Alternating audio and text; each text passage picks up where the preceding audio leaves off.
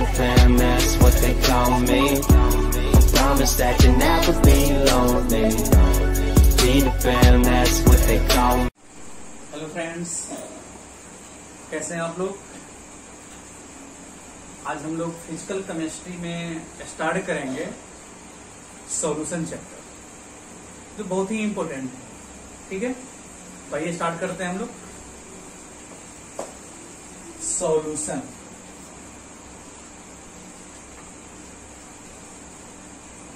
इसको हिंदी में क्या बोलते हैं? विलियन। गुड, विलियन कहा जाए। Very good. आइए जान ले हम लोग को इस चैप्टर में क्या क्या पढ़ना है। कोई भी चैप्टर स्टार्ट करते हैं तो सबसे पहले हम इंट्रोडक्शन पढ़ते हैं। तो पहले हम लोग इंट्रोडक्शन देखेंगे। इंट्रोडक्शन, उसके बाद देखेंगे हम लोग types of solution. Types of solution, उसके बाद देखेंगे हम लोग कॉन्सेंट्रेशन टर्म्स, उसके बाद देखेंगे हम लोग इंपॉर्टेंट टॉपिक है Henry's law and its application.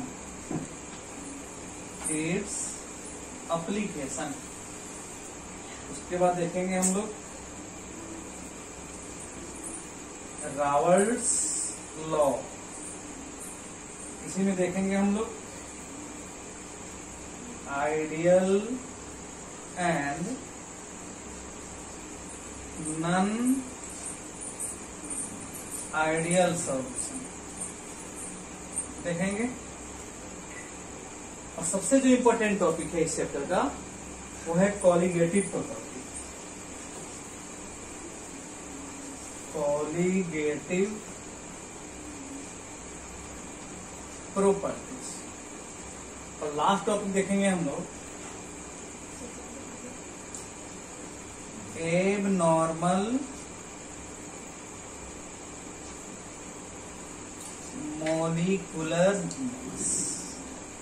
Clear. तो इन सब टॉपिक को हम क्या करेंगे? डिस्कशन करेंगे। तो आइए सबसे पहले हम क्या देखेंगे इसमें। आज का जो हमारा लेक्चर है वो इंट्रोडक्शन पे ही समाप्त होगा। बेसिकली इंट्रोडक्शन में देखेंगे कि मिक्सचर क्या होता है, फिर सॉल्यूशन क्या होता है, उसके कंपोनेंट्स क्या है। ठीक है, यहां तक आज देखेंगे हम। चलिए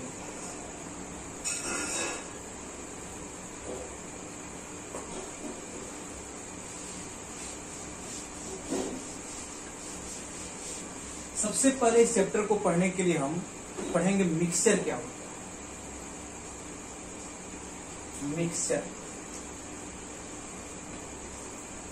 और इसको हिंदी में बोलते हैं दोस्तों मिश्रण। क्या बोलते हैं? मिश्रण। मिश्रण तो आप लोग घर पे भी तैयार करते हैं। जनरली कहा जाता है कि थोड़ा सा नमक पानी लेकर के एक मिश्रण तैयार करो। नहीं, तो हम क्या करते हैं? ले लेते हैं चीनी और पानी ले लेते हैं, दोनों को मिला देते हैं खूब बढ़िया से। पूरी तरह से आपका चीनी क्या हो जाता है? घुल जाता है, एक मिश्रण बन गया। तो मिश्रण बनाने के लिए कम से कम कितने सबस्टांस की आवश्यकता होगी? 2। उससे अधिक भी हो सकता है। जैसे कहा जाए कि नमक ले लो, चीनी ले लो और पानी ले लो।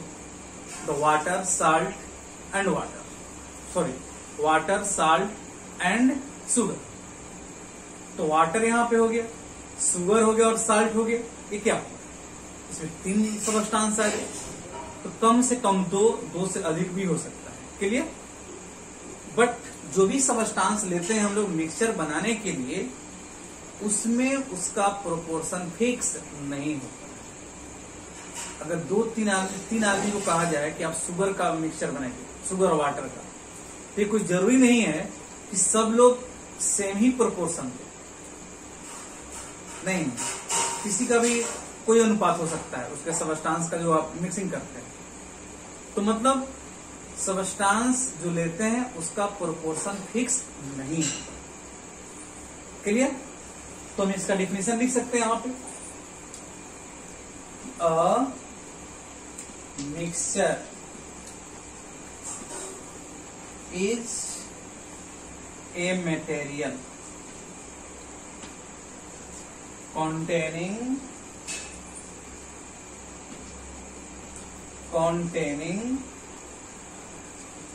two or more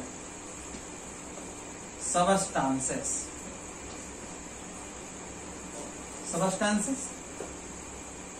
either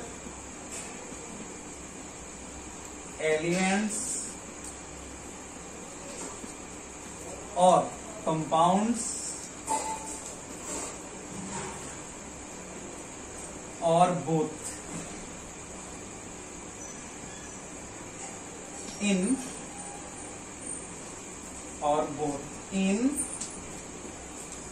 any proportion.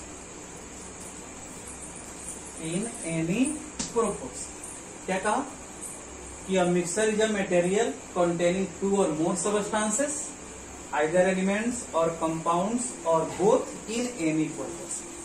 मतलब जो भी आप सबस्टांस ले रहे हैं उसका प्रोपोर्शन फिक्स नहीं होगा, उसका अनुपात निश्चित नहीं होगा। क्लियर? इसको आप हिंदी में लिख सकते हैं, दो या अधिक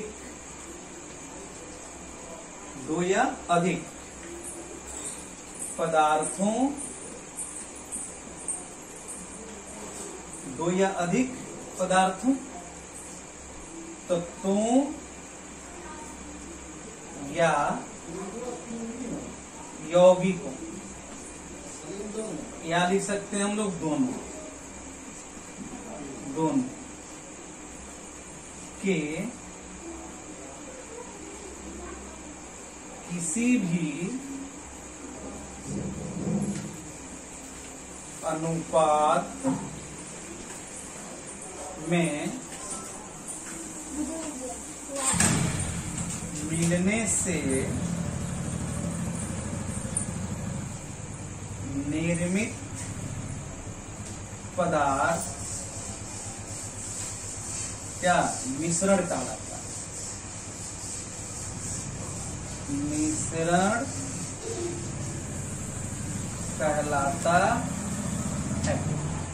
क्या देखा आपने कि दो या अधिक पदार्थों तत्वों या यौगिकों या दोनों कि किसी भी अनुपात में मिलने से निर्मित पदार्थ क्या कहलाता है? मिश्रण। क्लियर? तो ये हमारा मिश्रण का क्या रहा? एक डेफिनेशन।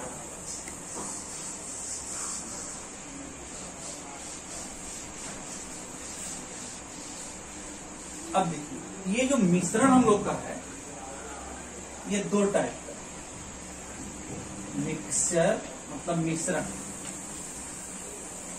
ये कितने टाइप का दोस्तों? दो टाइप।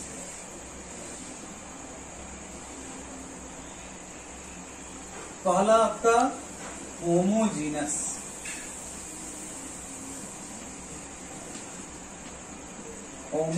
मिक्सचर, इसको हिंदी में क्या कहते हैं हम लोग?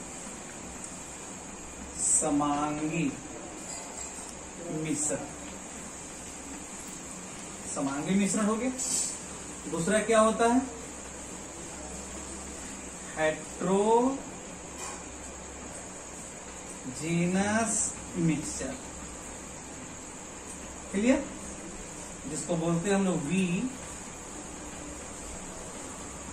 समांगी मिश्रण। क्लियर? दोनों में अंतर क्या है सर? नाम से लग रहा है समांगी, जिसका सर्वत्र संगठन एक समान है। थ्रू आउट कंपोजिशन क्या हो? एक जैसा हो।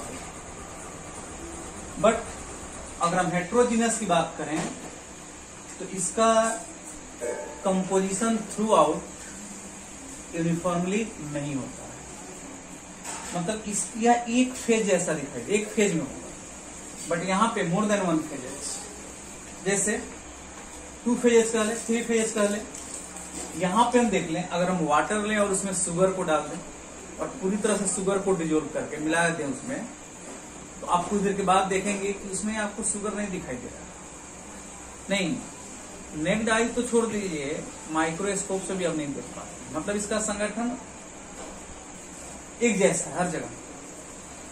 बट यहां पे हम ले लें, अगर वाटर ले लें और सैंड ले लें, दोनों को मिला कुछ देर के बाद क्या देखेंगे कि सैंड नीचे आ गया और वाटर ऊपर दिखाई दे रहा है उसको, और दो क्लियर आपको फेस दिखाई दे रहे हैं।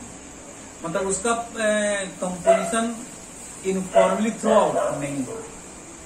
क्लियर? यही दोनों में अंतर है। और रियल में वास्तव में अगर हम बात करें अपने सॉल्यूशन का, तो होमोजीनस मिक्सचर होता है। क्या होता है? Homogeneous mixture. ये आपका होमोजीनस मिक्सचर ही दोस्त सॉल्यूशन होगा, जिसको आप हिंदी में क्या कहते हो? विलियन कहते हो। तब तो आसानी से आप विलियन को परिभाषित कर सकते हैं, डिफाइन कर सकते हैं कि आपका सॉल्यूशन क्या है? Homogeneous mixture.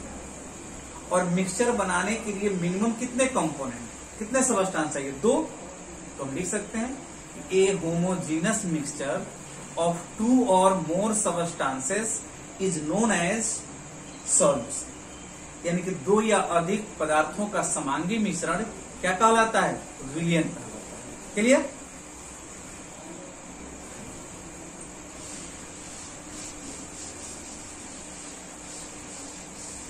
तो आइए हम अब सॉल्यूशन को डिफाइन करते हैं। सॉल्यूशन मीन्स विलियन। क्लियर? क्या लिखेंगे? ए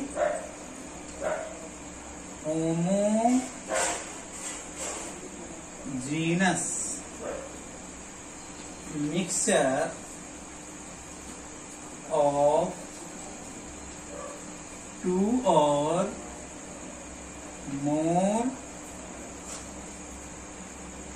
substances is known as solution।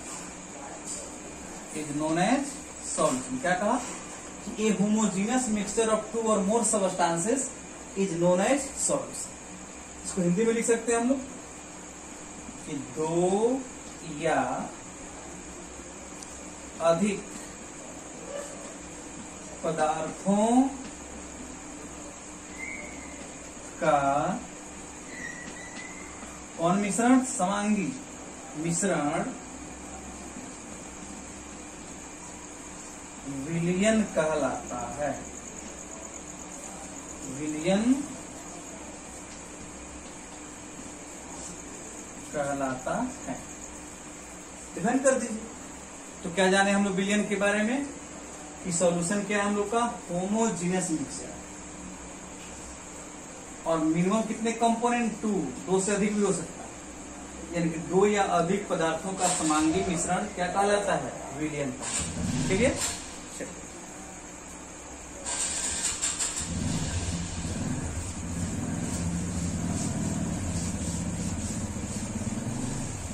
आइए नेक्स्ट, अब हम बात करेंगे सॉल्यूशन के कंपोनेंट्स। नहीं कि उसके कंपोनेंट्स कितने होते हैं बेसिकली। तो यहां पे अब देखिए कंपोनेंट्स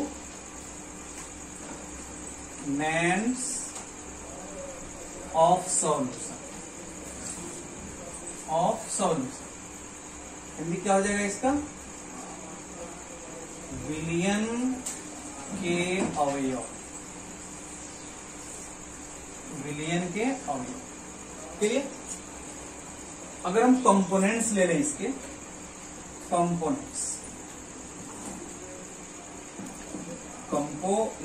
मतलब अवयव। तो बेसिकली आपका एक सॉल्वेंट और दूसरा सॉल्ट। ये हो गया आपका विलायक और ये हो गया आपका विलेय। क्लियर? जनरली इसको पहचानने के लिए हम क्या करेंगे? ये जो होता है लार्ज अमाउंट में होता है, लार्ज अमाउंट। और सॉल्यूट जो होगा वो स्मॉल अमाउंट में होगा। इसमें होगा स्मॉल अमाउंट। तो आपके एग्जाम में कभी कभी सॉल्वेंट और सॉल्यूट को भी डिफाइन करने के लिए पूछ देता है। एक बात हमेशा याद रखिएगा, सॉल्वेंट हमेशा एक ही होगा, लेकिन सॉल्यूट एक से ज्यादा हो सकता है। जैसे आप वाटर लें, शुगर लें और साल्ट लें, तीनों को मिक्स करके एक सॉल्यूशन तैयार कीजिए। तो इसमें क्या हो गया आपका, वाटर एज अ सॉल्वेंट, वो हमेशा एक ही सॉल्वेंट है, लेकिन सॉल्यूट क्या हो गया आपका, दो हो गया, शुगर भी हो गया और क्या हो गया आपका, साल्ट भी। क्लियर? तो हम दिमाग में रखेंगे कि सॉल्वेंट एक ही होगा, बट सॉल्यूट एक से ज्यादा हो सकता है। क्लियर? अब आपके एग्जाम में सॉल्वेंट और सॉल्यूट को डिफाइन करने के लिए भी पूछा जाता है। तो जनरली हम क्या जानते हैं कि जो सॉल्वेंट होगा वो लार्ज अमाउंट में होगा, अधिक मात्रा में, जो सॉल्यूट होगा स्मॉल अमाउंट में होगा, यानी कम मात्रा में उपस्थित होगा। इसको हम डिफाइन कर लेते हैं। चलिए,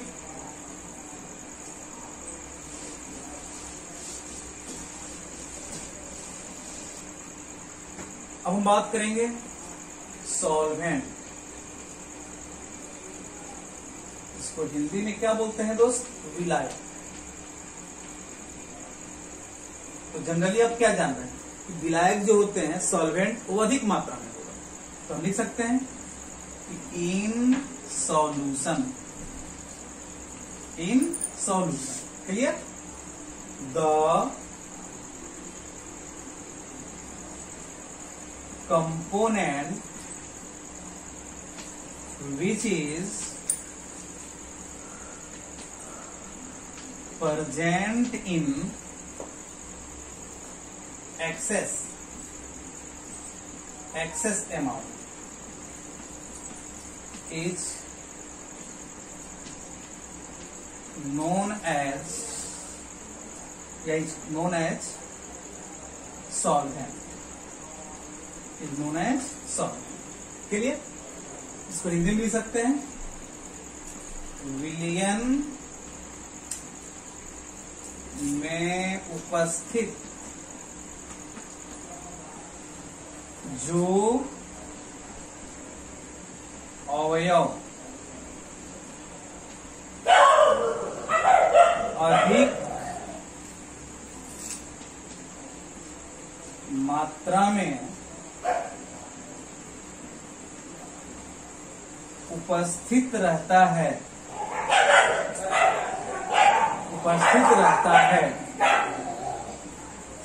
विलायक कहलाता है, विलायक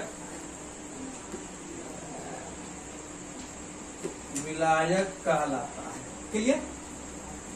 आपने क्या कहा, आपने देखा यहां पे, in solution the component which is present in excess amount is known as solvent. विलयन में उपस्थित जो अवयव अधिक मात्रा में उपस्थित रहता है, विलायक कहलाता है। क्लियर? चलिए,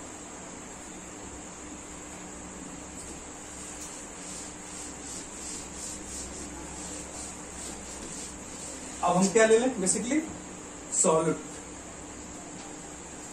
अब इसको आप अपने से भी डिफाइन कर सकते हैं। क्यों? तब जान गए, एक अगर कंपोनेंट अधिक मात्रा में होगा, दूसरा कंपोनेंट क्या होगा, कम मात्रा में। तो अब लिखिए आराम से, in solution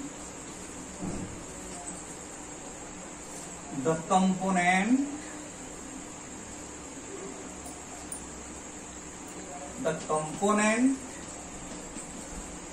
which is present in lesser amount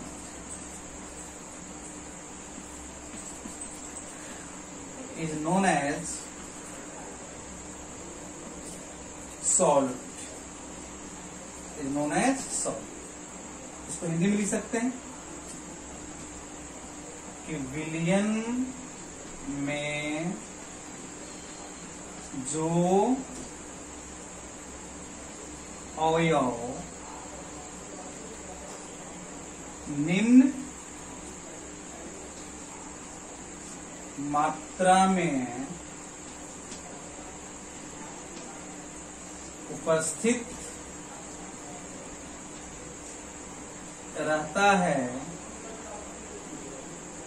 विलेय कहलाता है। क्लियर? तो ये आपके एग्जाम में पूछे जा सकते हैं कि सॉल्वेंट और सॉल्यूट क्या होता है। जैसे कि एग्जाम्पल आपको बता देता हूं मैं।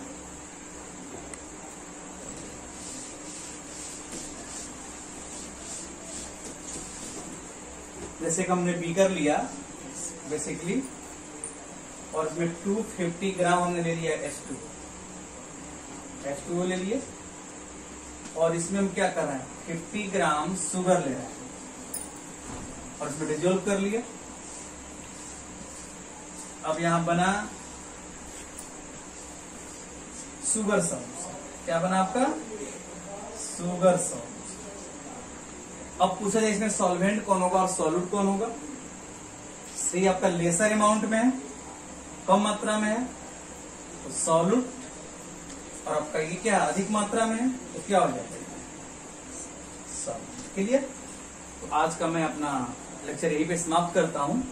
जब कल हम आएंगे नेक्स्ट वीडियो में, यानी कि तो वहां पे हम कॉन्सेंट्रेशन टर्म को डिस्कस करेंगे। ठीक है, bye. I gave you my heart.